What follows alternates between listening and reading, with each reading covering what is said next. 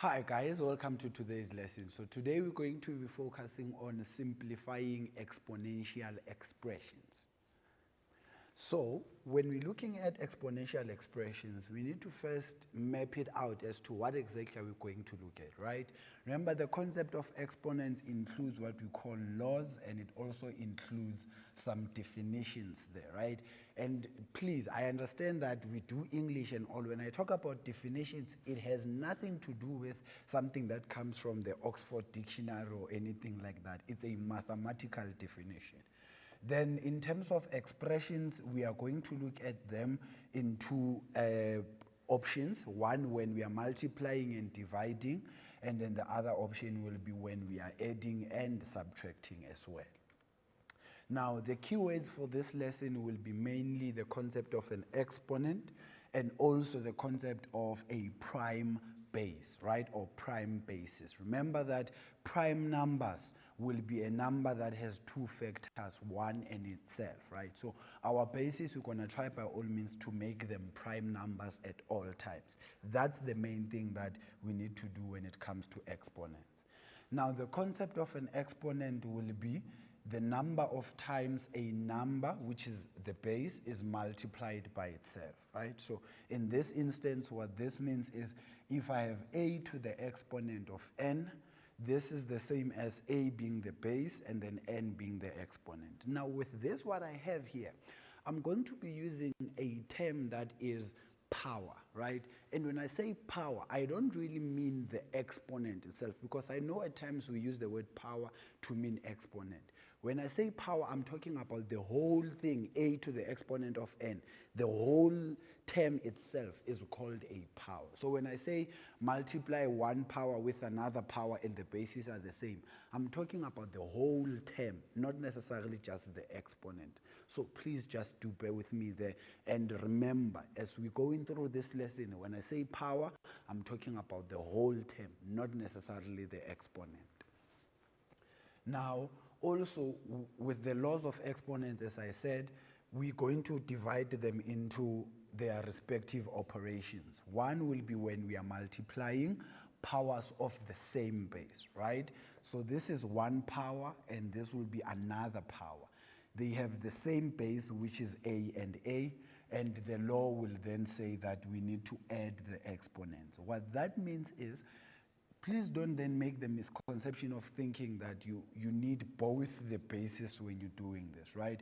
No matter how many bases you have, if it's a to the m multiplied by a to the n multiplied by a to the b, like this. No matter how many bases you have, as long as they are all the same, you will maintain one and then add all the exponents of all the bases that you have.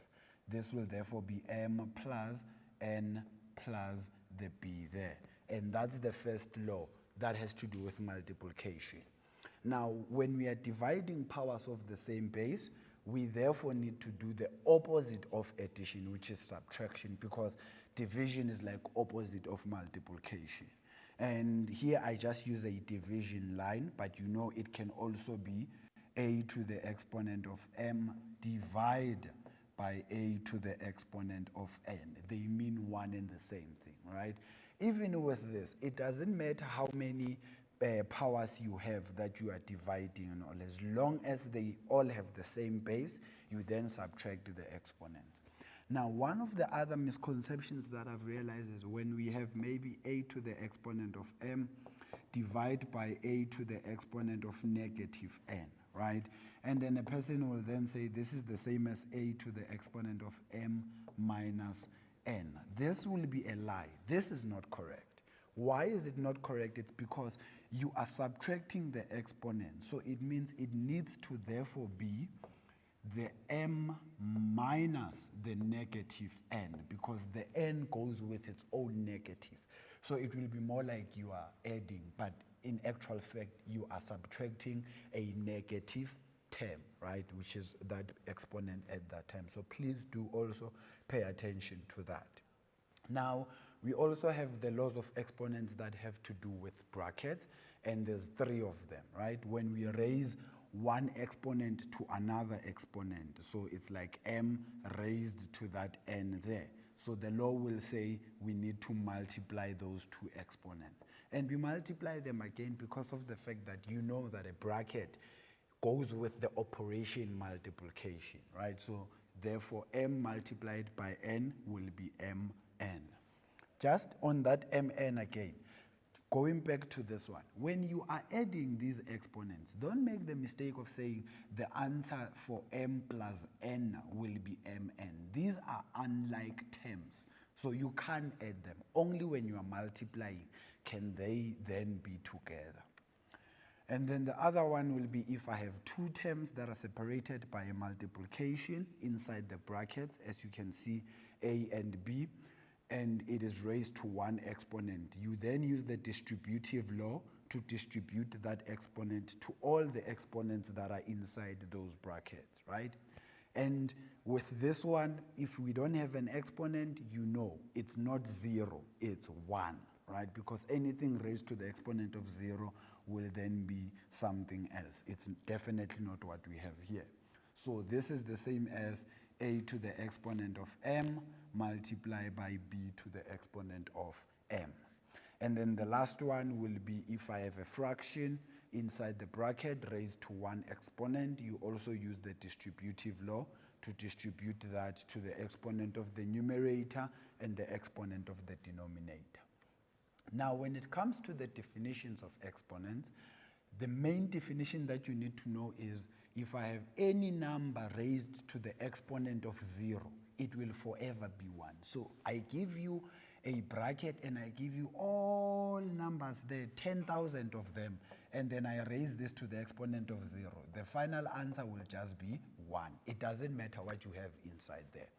And then also changing the negative exponent to be a positive exponent. Why do we do this? Is because we know that most of the time the answer is always required to be left with a positive exponent.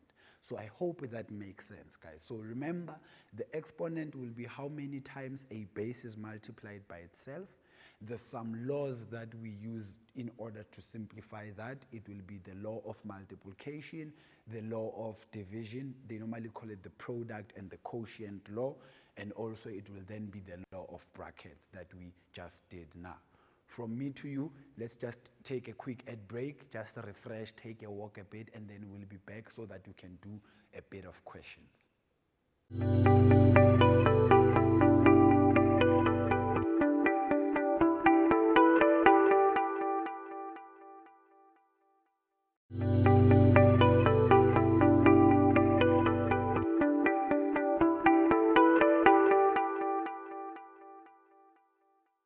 Hi guys, welcome back from the ad break. So I hope you guys are a bit refreshed. Now we're going to look at some specifications, right, in terms of simplifying the expressions themselves. That include some exponents there. And then we'll also look at, firstly, when we are multiplying and dividing, what are the few principles that we need to follow. And then later we'll also look at when we are then adding and subtracting as well.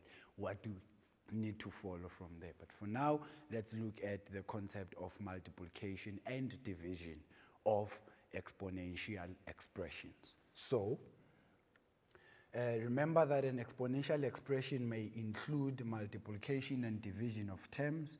So it can be one term multiplied by another term over another term, right? That's what that means. Also, it may include some addition and subtraction of terms.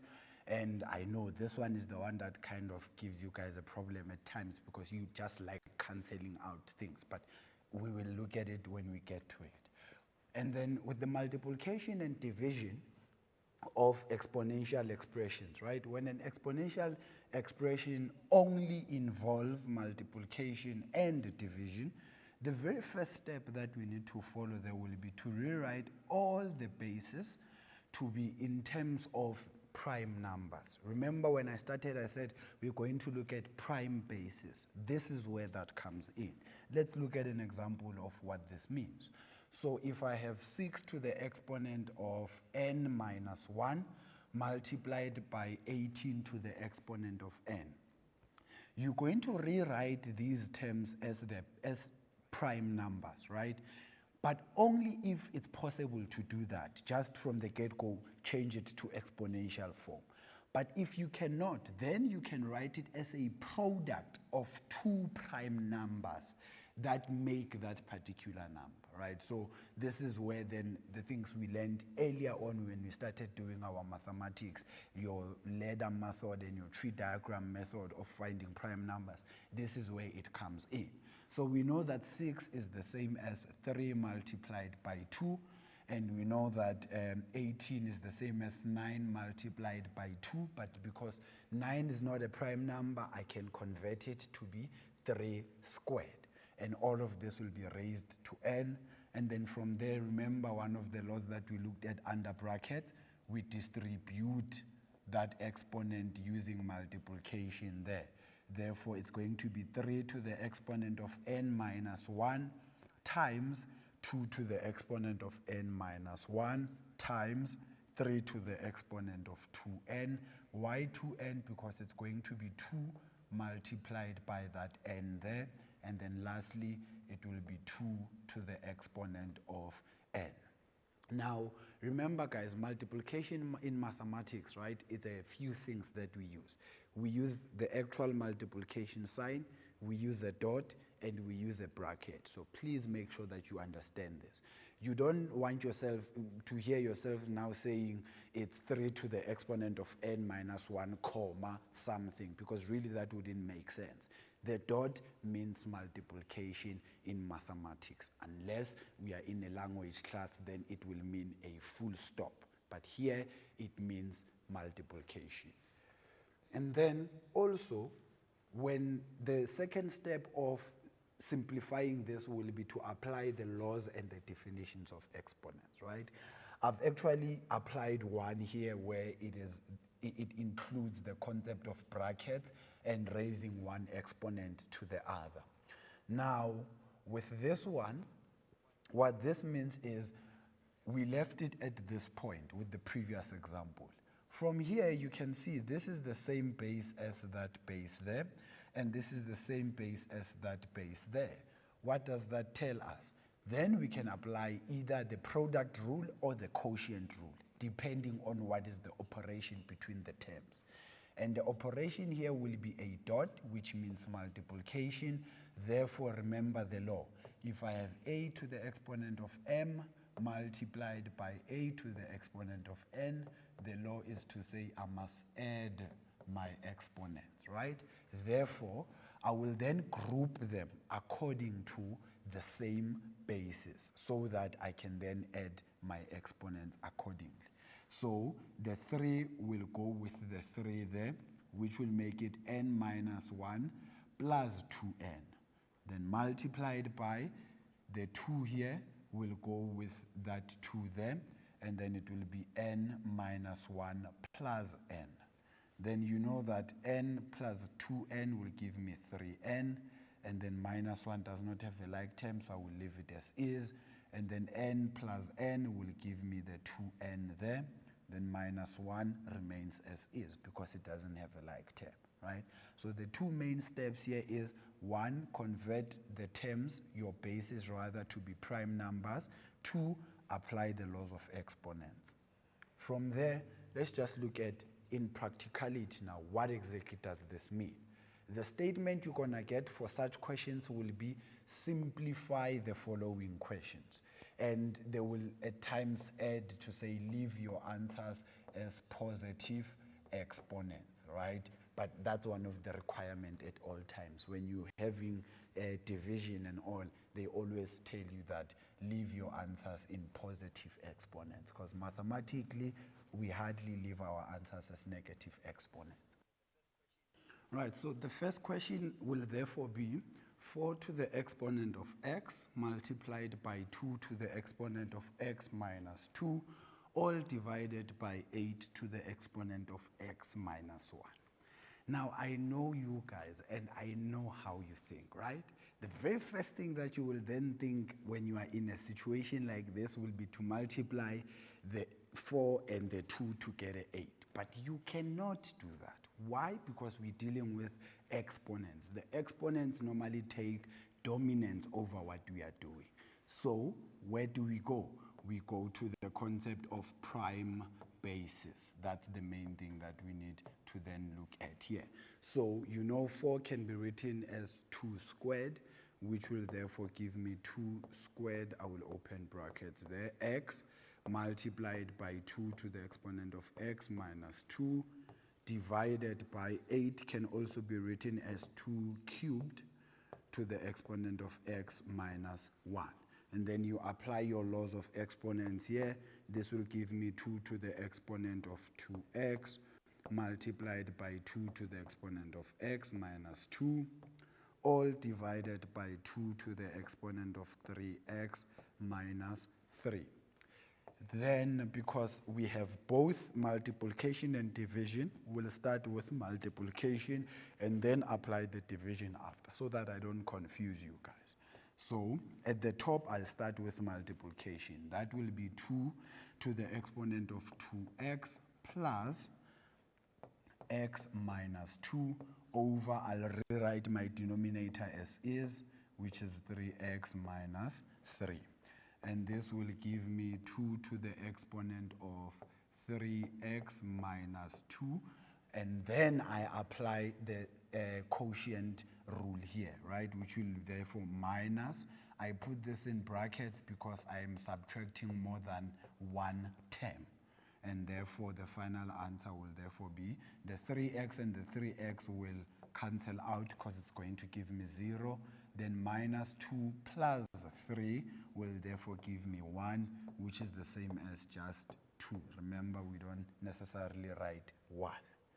Now the second example will therefore be 3 to the exponent of x plus 3 times 18 to the exponent of x divided by 6 to the exponent of x plus 1 times 9 to the exponent of x plus 1. Same thing applies. You don't then start multiplying your bases or anything like that. Instead, you go to your prime basis. So this will be 3 to the exponent of x plus 3 multiplied by, so this I'm just going to write it as 3 to the exponent of 2x multiplied by 2 to the exponent of x, right? Where does that come from? It comes from me having 3 squared multiplied by 2 all raised to the exponent of x, right? Because it's 9 times 2, which is the 18. Divided by, here it will be 3 to the exponent of x plus 1 times 2 to the exponent of x plus 1 times 3 to the exponent of 2x plus 2, right? Because I'm going to distribute my 2 there. 9 is the same as 3 squared. Then from here, I will apply the laws all at the same time now, because with the previous one I showed you how you can do it so that you understand it. So this will be 3 to the exponent of x plus 3, then plus the 2x, right? That's what is at the top. What is at the bottom, I must subtract it, which is minus the x plus 1, and then minus again the 2x plus 2, right? And then multiply this by 2. I only have 2 of them, so it will be 2 to the exponent of x minus x plus 1, right?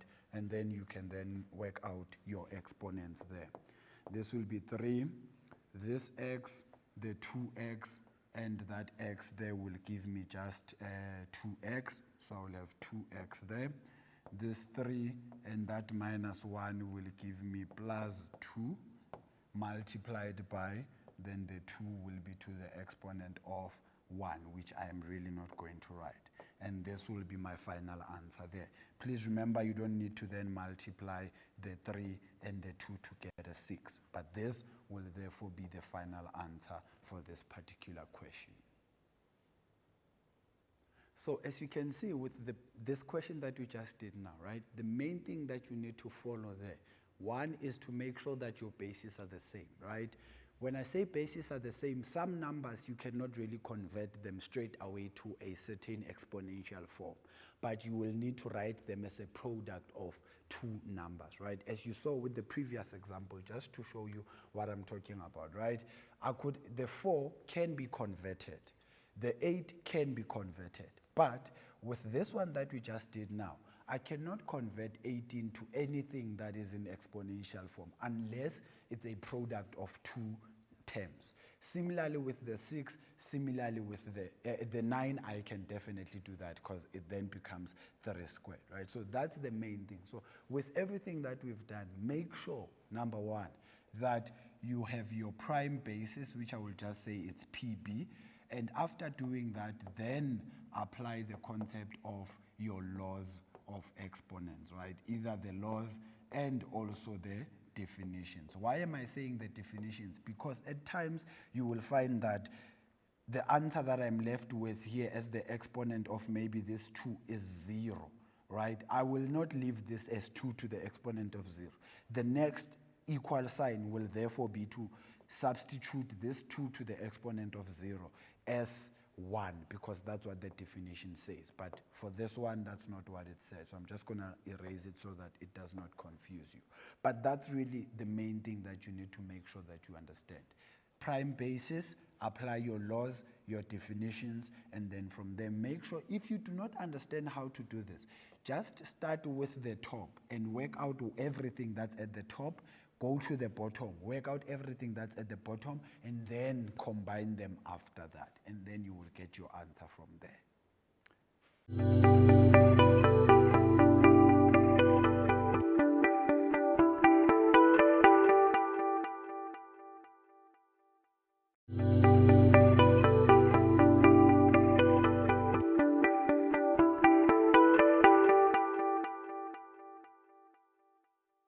Hi guys, welcome back. So right now we're going to look at then the concept of the addition and subtraction of exponential expressions.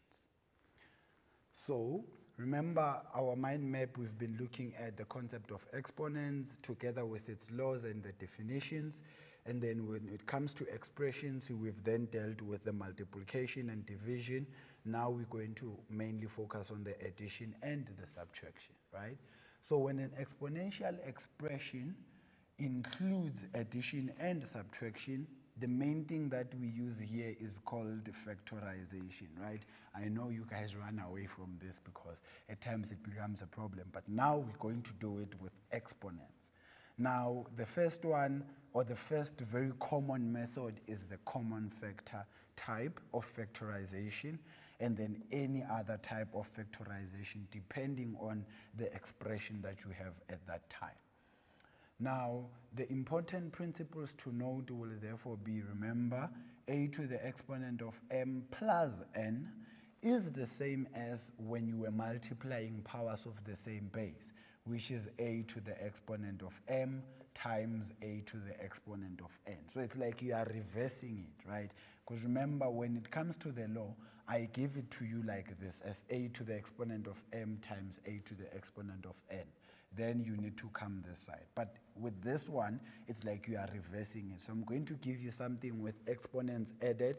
Then you will need to use the word, this thing called splitting them, but using this principle.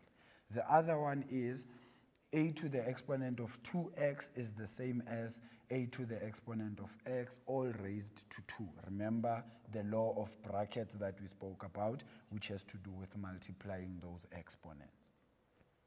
So simplifying using factorization, the common factor type will be, we normally factorize, or we often factorize this using taking out a common factor, right? When you're taking out a common factor, it is when we see something that is common in those terms that we are dealing with, right? It might be 3 terms, it might be 4 terms, as long as there is one thing that's common throughout.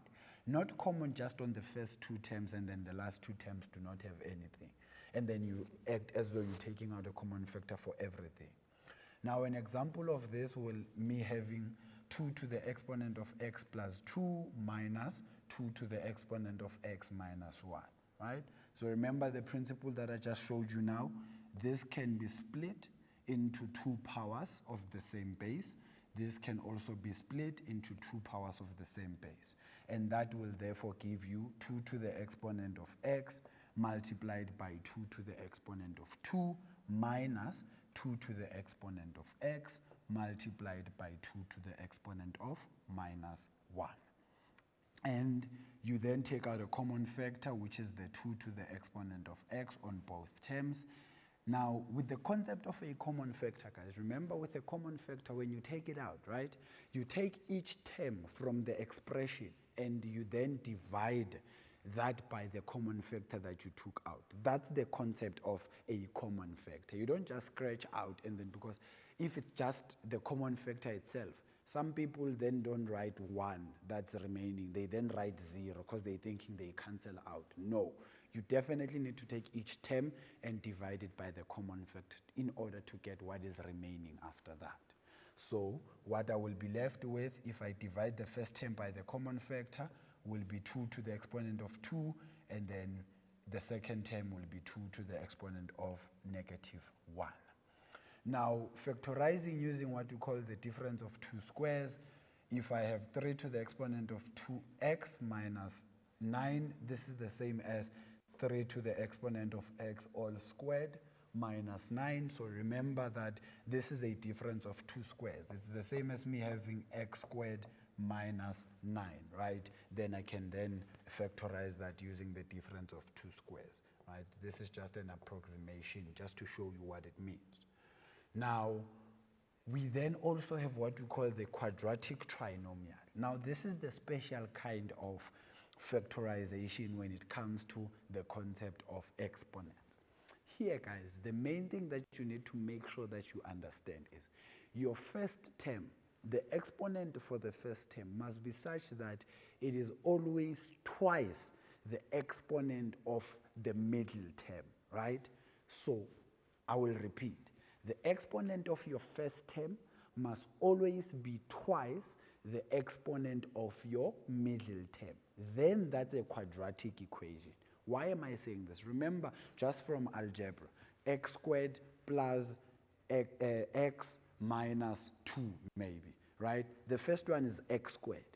The exponent is 2. The middle term is just x. The exponent is 1. Therefore, 2 is twice 1. That's what I really mean here. Always make sure you don't use opening binomials here when that's not the case, right? If I give you maybe 1 over 2 and then I give you 1 over 4, then you look at what exactly is it that is happening there. Is this twice that? If not, then employ another method and not necessarily the factorization method. So please do note that. But let me show you how you will then factorize this, provided that it is a quadratic trinomial. So you can see this is 2x and that is x. So it shows us that it is twice that, right?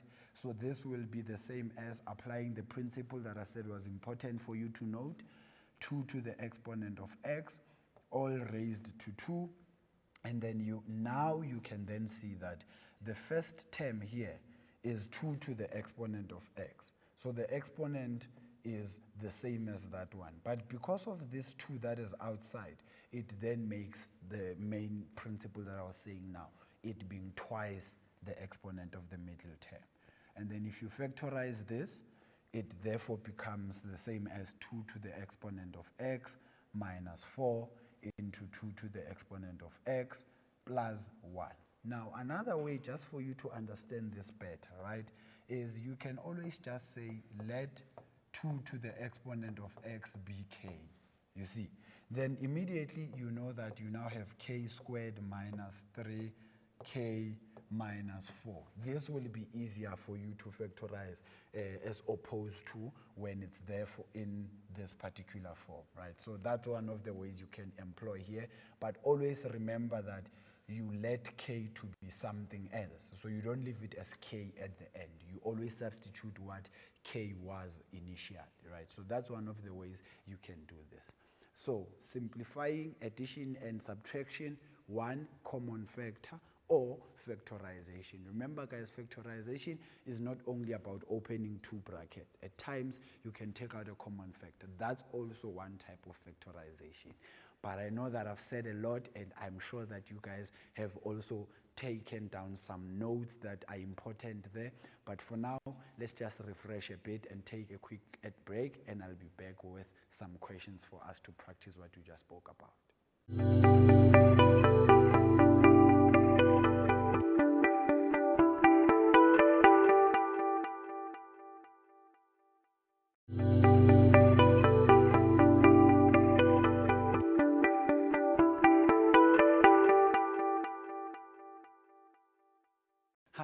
welcome back. So I hope that you are now refreshed and you are ready to try some questions with me, right? Now, remember, the most important thing here that we've been looking at, guys, is make sure that you understand what is separating your terms. Is it multiplication, division, addition, or subtraction, right? That will inform what method you need to follow. But so far, we're looking at the addition and the subtraction, and we said the method that we employ there will be the concept of factorization, either common factor or any other type of factorization. But let's now put this into practicality and see exactly what is it that I mean when I say take out a common factor. Because somebody might be thinking, what exactly do I do there? But let's try these examples together. Please also try them. As I'm doing them, just also jot down something so that you understand what I'm busy doing here. Now, the question, remember, at all times, because it's expressions, it will always be simplify the following, right? That's the main statement that you will be given. To simplify the first question, which is 3 to the exponent of x plus 1 minus 3 to the exponent of x plus 2 divided by 3 to the exponent of x minus 3 to the exponent of x minus 1, right?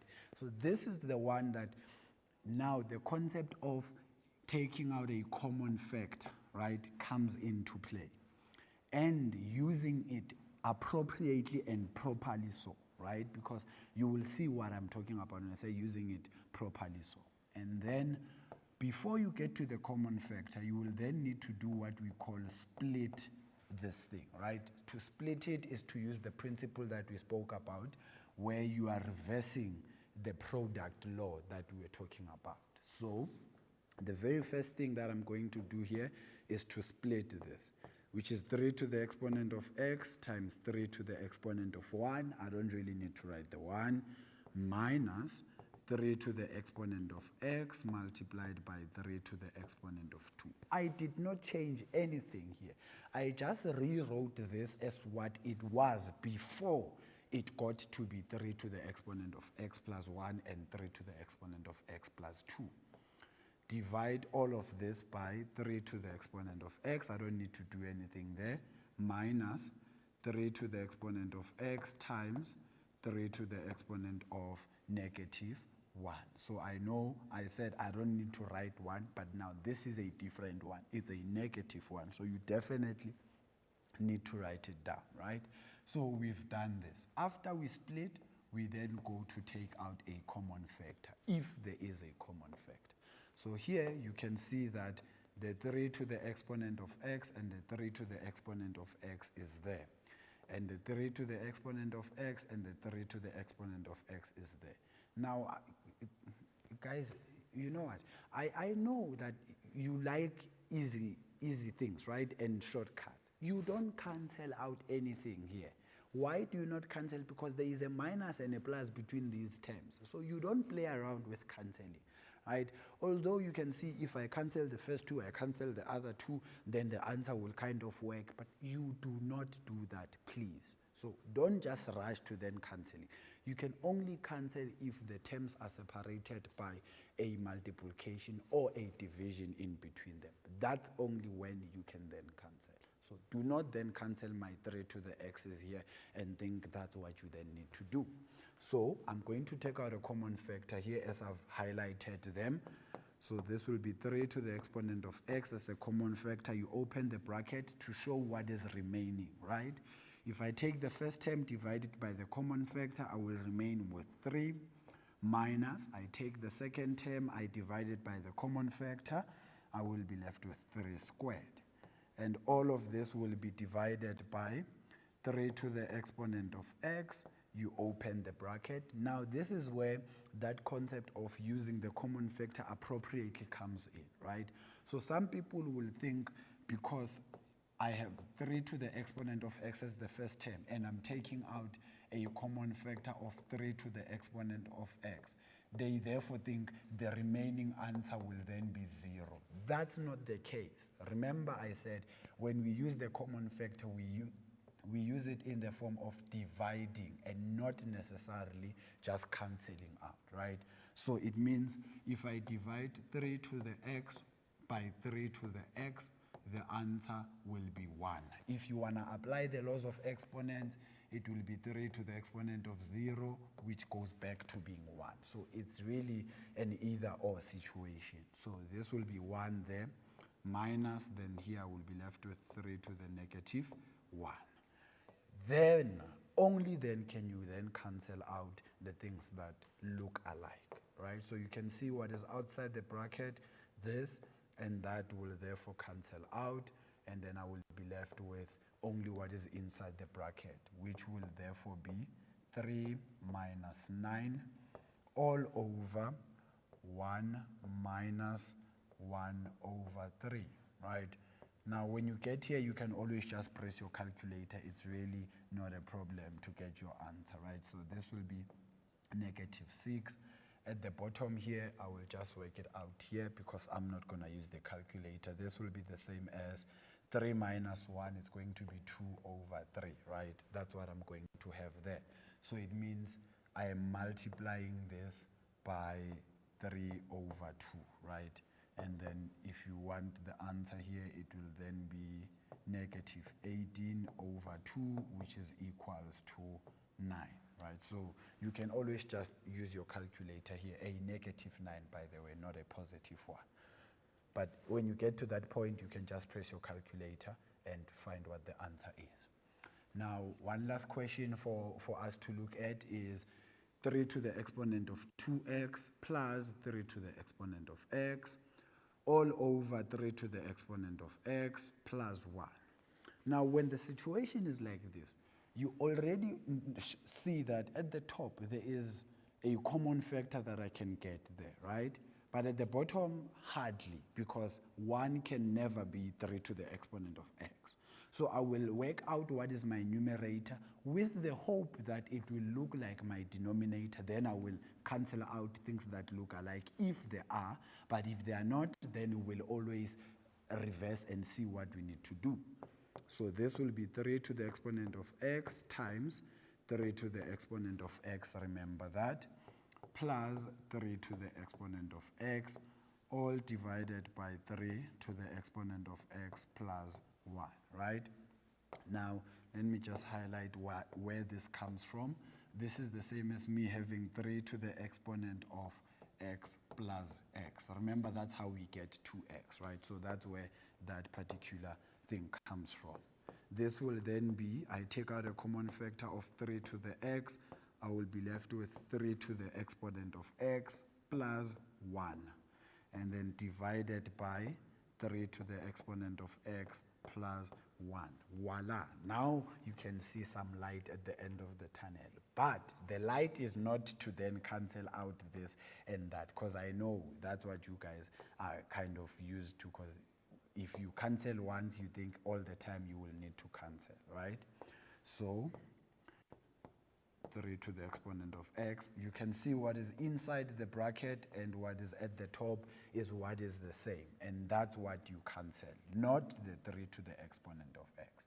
Then your final answer will just be 3 to the exponent of x. Now, let's just talk about a few rules that I've mentioned here that I want you to jot down for me. Remember, you do not cancel out anything unless there is a multiplication or a division between those two terms that you are trying to cancel with another one, right? When there is a plus and a minus, you make sure that you factorize, right? You factorize by doing what? Either taking out a common factor or using the factorization of a quadratic equation, but in the form of an exponential form. And if that is a bit difficult for you, just try to then simplify it and let the common thing to be a letter K or a letter V, a letter S. It doesn't really matter what letter you are using, as long as at the end you're going to substitute it back into what it was originally before you then introduced something new. But when you introduce something new, you don't just introduce it. You tell me that let to be equal to K. You don't just then substitute K, because then I'm going to wonder, where does K come from? right? So that I know that this is the flow. Remember, maths is a language, guys. You are communicating with me to say, I'm doing this, now I'm doing this, now I'm doing this. So always make sure that those little nitty-gritties, you do follow them appropriately. Now, let's look at the concept of the difference of two squares, right? Why is this a difference of two squares? At the top, it can be the same as 2 to the exponent of 2x minus 1 all over 2 to the exponent of x plus 1. I don't need to do anything at the bottom because really there is nothing I can do. It's more like the previous example we just did. But at the top, you can see that this part here is the same as 2 to the exponent of x all squared, right? Which means it is the same as me having x squared minus 1 if you then wanted to just simplify it for yourself. I'm not saying this is what you write as your answer, no. Just so that you can have an idea while you are practicing what exactly this is, right? If I wanted to factorize this, it will be x minus 1 and then x plus 1, right? But what is our x here? It's 2 to the x. What is the other x? It's 2 to the x, right? So you can see this will be 2 to the exponent of x minus 1 into 2 to the exponent of x plus 1, and then all divided by 2 to the exponent of x plus 1. And then you can see there is things that look alike there, which is this and that bracket. Therefore, my final answer will just be 2 to the exponent of x minus 1, like that. You don't subtract anything there. The 2 and the 1 are not like terms because there's an exponent. You just leave it as is. Now, the interesting one will therefore be this one, where now we are dealing with the concept of a quadratic trinomial, right? So this will be the same as, I'm just going to simplify it for you quickly before we can simplify it, squared, and then plus 5 to the exponent of x times 5, right? And then minus the 6 there, all divided by 5 to the exponent of x plus 6, right? So you can see that, remember, I said, if you don't understand this, then introduce something that you can work with. So you can always just say, let the 5 to the exponent of x be what? K. And then you can then work it out. So this is the same as k squared plus 5k minus 6, right? If I factorize this, this will give me k plus 6 into k minus 1, you see. So you can already see that this is definitely factorizable. But because our k was the 5 to the x, I'm just going to write it as is. I was just trying to show you how you can then simplify it for yourself. So this will be 5 to the exponent of x plus the 6 into 5 to the exponent of x minus 1, all divided by 5 to the exponent of x plus the 6. Remember again, this and that look alike, then the answer will finally be 5 to the exponent of x minus 1. Now, when it comes to this one, difference of two squares in a quadratic trinomial, if it doesn't make sense, just make sure that the one with the variable as the exponent, you introduce it as another variable that you want. I use k because normally we use k in mathematics, right? But you can use any other variable that you want, as long as at the end you will substitute back to say k was this, not to leave it as k, because we don't have k here. I have numbers and x. As soon as you leave your answer as k, it means then you have changed my question, which will then be a problem, and I will not be able to award you marks if it was a test or an exam situation. Now, one last one, just to simplify this one, right? This will be 2 to the exponent of 2x, right? Plus 2 to the exponent of x times 2 plus 3. Now you are familiar with what we need to do here, so I'm just going to do this one straight away, right? Which will therefore be equals to 2 to the exponent of x in the bracket, and then another 2 to the exponent of x. The 3, you can find it by multiplying the 3 and 1 oh, it's 2 squared here, sorry, so it's 3 and 1 plus, and then over 2 to the exponent of x plus 3, then these 2 cancel, then finally it's 2 to the x plus 1, right? So I hope that is clear. Now, a summary of what we've looked at so far, please go back and look at your laws of exponents because they are very important in this concept, and then also practice your simplifying of expressions, which is in 2 ways, and those 2 ways is when you are dealing with multiplication and division, and also when you are dealing with addition and subtraction. Guys, that's from me, the maths doctor. I hope you enjoyed this lesson as much as I did, because really I know exponents are a bit of a problem, but if you were following me, I hope that you did understand everything that we've done. From me to you, remember, mathematics is food for the soul. Until next time.